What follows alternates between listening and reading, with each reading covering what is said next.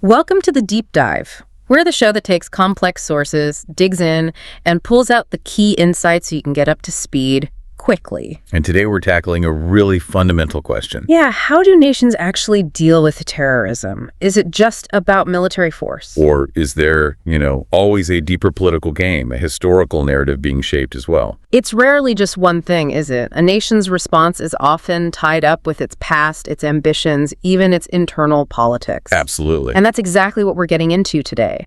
Our deep dive focuses on a very significant public address about Operation Sindoor. Right, India's defense strategy and how it fits into their broader national security story. Our source material, it's excerpts from a specific speech given in the Lok Sabha, that's India's lower house of parliament.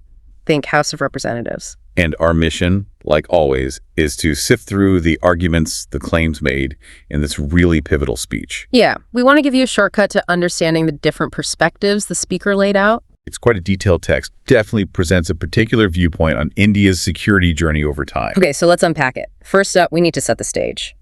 Let's look at the speaker's critique, their historical take on India's security stance. Well, the speaker claims there was this long pattern historically where India's main response to big terror attacks was just strong condemnation, Kadi Ninda. Right. The source lists quite a few major attacks. The 2006 Ken Blast, 26/11 Mumbai, Ahmedabad, Delhi, Varanasi, even the Indian Institute of Science in Bengaluru. A whole series of them.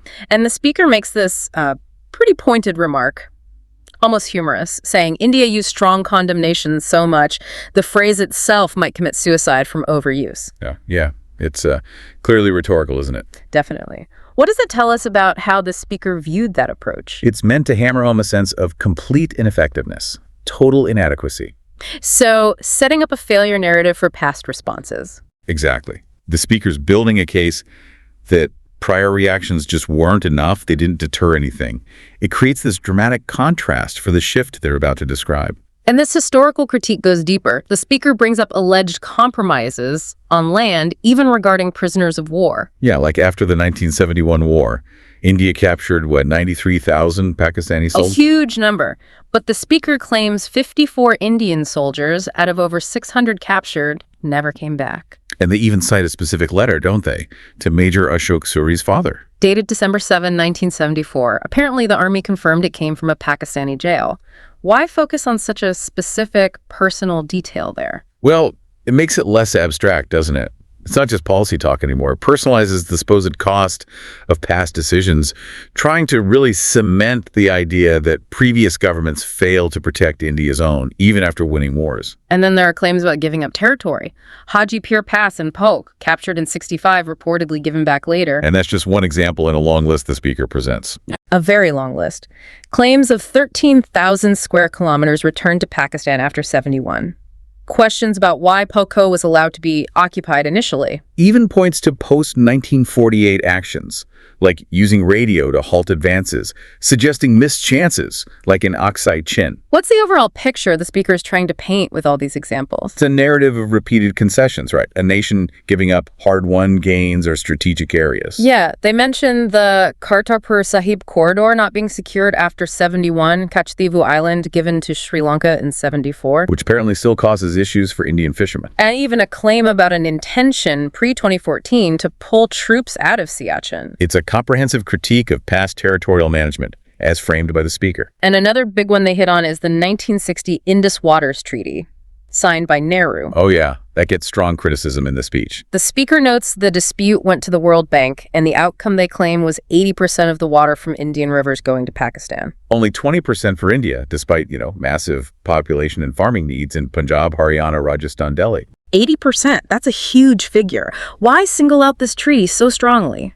Well, beyond the water share, the speaker adds details like India supposedly being prohibited from desilting its own dams without Pakistan's okay. And even claims a dam gate was welded shut. Right. And they quote Nehru, admitting later it didn't solve other problems as hoped.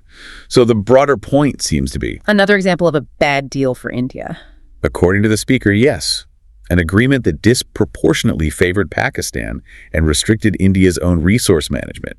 It fits that pattern of alleged strategic errors. And this critique comes right up to more recent times, too, looking at the response after the 26/11 Mumbai attacks in 2008. The claim is, despite how horrific that was, the government at the time resumed talks with Pakistan very quickly, like within weeks. Didn't expel diplomats, kept most favored nation status, while the speaker alleges Pakistan just kept sending terrorists. So it brings that historical argument of, well, perceived weakness or appeasement right into recent memory. Setting the stage, again, for this new normal they want to talk about. Exactly. And they also paint a picture of the internal situation before 2014. How so? Describing this constant state of insecurity, like announcements in crowded places warning about unattended bags potentially being bombs. Suggesting this pervasive fear of terrorism was just, like, part of daily life. That's the impression given. So all this, the historical critique, the internal fear, it all serves to frame Operation Sindoor as a radical break from the past. A necessary one from the speaker's perspective. Precisely. A shift from perceived vulnerability to proactive strength. Okay, so that brings us to Operation Sindoor itself. The speaker identifies a specific trigger, right? Yes. This cruel incident in Pahalgam on April 22nd. Terrorists killing people based on religion, described as a deliberate attempt to spark violence in India. And this event becomes the catalyst. The speaker describes coming back from a trip, calling an immediate meeting. And giving clear orders for a strong response, calling it a national resolve. And crucially, giving the military full freedom on the when, where, and how. What's the weight of that full freedom phrase? Well, it signals a major shift in political direction, as presented, suggesting, no more holding back, none of the past alleged hesitations. A free hand, basically. That's the implication. And this, the speaker says, establishes a new normal. Where terror masterminds are now sleepless because, quote, India will come and strike. Right. And Operation Sindoor is framed not just as an operation, but a Vijayotsav. A festival of victory. Yes. Celebrating national pride, military courage, the unity of 1.4 billion Indians. That's 140 crore. And the scope is described as very broad. Sindoor to Sindh. What does that geographic reference actually imply? Sindoor in India to Sindh province in Pakistan. It suggests a really extensive reach, crossing previous lines, hitting deep, signaling this was not a limited border skirmish type response. A comprehensive counterattack. That's the message conveyed. And the operational details claimed are pretty striking too, the objective. To destroy the navel, the epicenter of the terror network behind the Pahalgam attack. So recruitment, training, funding, tech support, weapons, the whole chain. Hit the source. Exactly. And the speed, as claimed, was remarkable. When did they say it happened? The speech says India acted on the night of May 6th and morning of May 7th, retaliating for the April 22nd attack in just 22 minutes, with specific targets. 22 minutes. Why emphasize such a precise, short time frame? It suggests extreme efficiency, decisiveness, maybe technological superiority, a very sharp, quick blow. And the operation, according to the speaker, sent another message, too, about nuclear threats. Yes, that nuclear blackmail will not work against India. A direct challenge to that dynamic. Plus, claims of demonstrating technical capability, damaging Pakistani airbase assets. Right, and specifically mentioning made in India drones and missiles exposing Pakistan's weaponry, tying it back to self-reliance. Which we'll get to. And there was also a point about the military branches working together. Yeah, the speaker highlighted the synergy Army, Navy, Air Force in joint action as being key to the success. For the first time, they claim. Suggesting internal reforms were also paying off? That's part of the narrative presented. Now, the escalation part is interesting. India apparently held a press conference early on May 7th. Declaring the goal was destroying terror infrastructure, and importantly, that the action was non-escalatory and finished. But then, according to the speaker, things changed. Allegedly, Pakistan decided to intervene, help the terrorists, around midnight May 9th or early May 10th. And India's response then? Was, quote, massive missile strikes across Pakistan, forcing them to kneel, as the speaker put it, leading to a call from the Pakistani DGMO asking India to stop. That's a very dramatic account of escalation and de-escalation. Extremely. And there's a diplomatic piece mentioned too. Oh yeah, the call from the U.S. Vice President. On the night of May 9th, warning about a possible large Pakistani attack. And the speaker's reported reply. If Pakistan intends this, it will be very costly, and we will respond to bullets with shells. How does recounting that interaction serve the speaker's point? It portrays a very firm, resolute diplomatic stance, communicating directly to a superpower that India wouldn't back down, reinforcing that idea of a new, unshakable resolve. So pulling this all together, What did Operation Sindoor establish for the future, according to this speech? 3 clear principles were laid out for responding to terror attacks going forward. Okay, what are they? 1. India responds on its own terms, conditions, and timing. 2. Nuclear blackmail is off the table, won't be tolerated. And the third? 3. Government sponsoring terror and the terror masterminds themselves. They won't be seen as separate anymore. They're linked. Wow. What are the implications of those 3 principles as stated by the speaker? Well, if followed, they signal a really profound shift, don't they? Towards a much more assertive, proactive, maybe even preemptive stance. Less room for negotiation, perhaps, and holding states directly responsible. Strategic autonomy is key there. And what about the international reaction described in the speech? The claim is pretty remarkable. Basically, no country stopped India. No one intervened. Apparently not. And only 3 out of over 1,000 UN countries issued statements supporting Pakistan during the operation. Only 3? While major powers, G7, France, Russia, Germany, supposedly supported India, or at least stayed quiet. How does the speaker use that claimed international response? It adds a layer of legitimacy, doesn't it? Suggests the world either accepted or even backed India's new approach, leaving Pakistan isolated in this instance. Bolsters the success narrative. And the final word on the operation in the speech? That Operation Sindoor is ongoing. Pakistan will keep paying a price, they claim, until it stops supporting terrorism. A very open-ended, continuous declaration. Which leads us nicely into the next big theme highlighted in the source. Which is? The rise of self-reliance in India's defense sector. Atmanirbharvarats. Right. Let's dig into that. The speaker draws a really sharp contrast with the past here. Very sharp. Alleging previous governments depended heavily on foreign suppliers, didn't prioritize making things in India. Even joked about it, the speaker claims, and brings up alleged scandals. Bofors, helicopter deals, lack of basic kit like bulletproof jackets or night vision. Yeah, painting a picture of past dependency and alleged mismanagement or corruption. How does highlighting that alleged past dependency help the speaker's argument now? It frames the current push for self-reliance not just as a good idea, but as a vital correction, fixing past vulnerabilities allegedly caused by negligence. And the speaker even makes a historical point that India used to be strong in defense manufacturing, like making swords. Yeah, claiming that capability was deliberately weakened after independence, suggesting a strategic choice was made back then not to be self-reliant. So in this narrative, Operation Sindoor is presented as a direct payoff from strengthening defense over the last decade. Exactly. And they point to specific reforms, like appointing a chief of defense staff of first since independence. Why is that appointment highlighted? What's its significance supposed to be? It's framed as a major structural change to get the Army, Navy, and Air Force working together much more closely. Better jointness, better integration. Which, the speaker implies, was crucial for Sindoor's success. Right. And other reforms, too, shaking up defense production companies, both state-owned and private. Opening doors to the private sector more. Yes, and encouraging defense startups led by young people, including women, fostering a new ecosystem. And the results claimed are quite significant.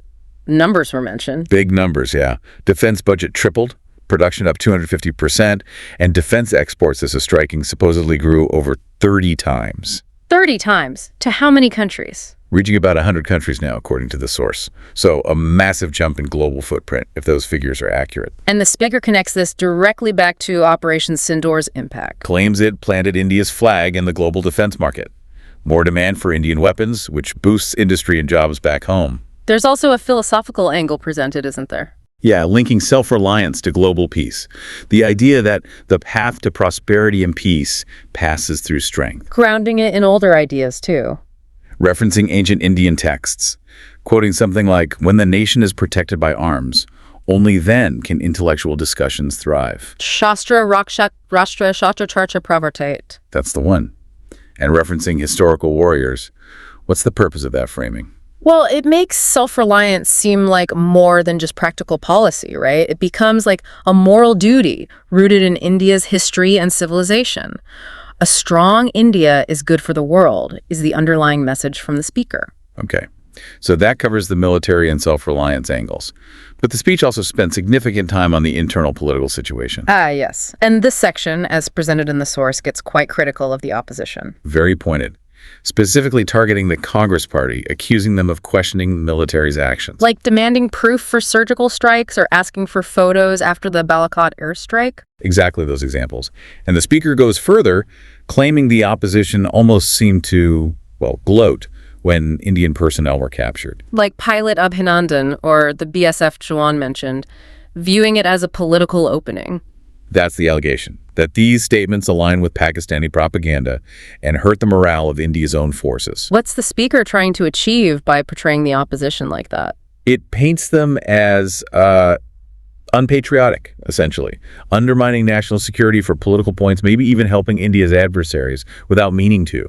It's a serious charge aimed at discrediting their criticism. Yeah, accusations like importing issues from Pakistan, acting as spokespersons for Pakistani narratives, contributing to information warfare. It suggests a real fracture in national unity on security, at least from the speaker's viewpoint. And the speaker alleges this politicization goes back further, accusations about trying to label terror as saffron terror. Right, and even claiming to a U.S. diplomat that Hindus were a bigger threat than Lashkar-Taiba, all framed as being done for vote bank politics and appeasement. So the speaker isn't just critiquing the statements, but the alleged motives behind them. Exactly. Undermining national security for electoral gain is the core accusation. The source also asserts the opposition hasn't celebrated Kargil Vijay Diwaz, criticizes them questioning the timing of Operation Mahadev, which killed the Pahalgam attackers. Implying the questioning was just political sour grapes. And there was that specific incident cited, where the opposition allegedly questioned if the Pakistani terrorists behind the Pahalgam attack even existed. Aligning, the speaker claims, directly with Pakistan's demands for proof, reinforcing that narrative of the opposition, echoing the enemy line. So, a very strong critique. But then the speaker contrasts this with a specific success. Yes, pivoting to praise India's air defense system. What was the claim there? That on May 9th, the system successfully shot down around 1,000 missiles and armed drones allegedly launched by Pakistan. 1,000, preventing a massive attack. That's the claim, preventing immense destruction across India. And they also mentioned debunking a false claim about an attack on the Adhampur airbase. What's the rhetorical effect of placing that success story right after the criticism of the opposition? It creates a stark contrast, doesn't it? Highlighting tangible defense achievements while simultaneously arguing that internal political forces are trying to undermine or question these very successes, bolsters faith in the government's security efforts while casting doubt on critics. Okay. So as we wrap up this deep dive, let's just quickly recap the main threads we've pulled from this Lok Sabha address. Sure. On one side, you have the speaker's historical narrative, a critique of past security policies, the condemnation-only approach, alleged compromises on land, prisoners, water treaties. Painting a picture from their perspective of past weakness or strategic errors. Right. And the sharp contrast. Yeah. Operation Sindoor, presented as this new, decisive, assertive paradigm. Driven by national resolve, enabled by military freedom, demonstrating tech power, challenging nuclear blackmail. And establishing those three clear principles for future action, supposedly with broad international acceptance. And underpinning all that is the theme of Atmanirbharta. Self-reliance and defense. Moving away from imports, boosting domestic production, reforms, startups, framing strength as the path to peace and prosperity. And finally, that critical take on the internal political scene. Accusing the opposition, as per the source, of undermining security efforts, questioning the military, and echoing adversary narratives for political gain. It's a narrative that explicitly links internal dissent, as they see it, to national security challenges. And that final potent claim from the speaker, Operation Sindoor, is ongoing. Yes, a declaration that the pressure on Pakistan will continue until, in their view, it stops supporting terrorism. So this deep dive has really walked us through a complex narrative presented in the speech. Historical claims, military strategy, self-reliance, internal politics, all woven together. It makes you think, doesn't it? Absolutely.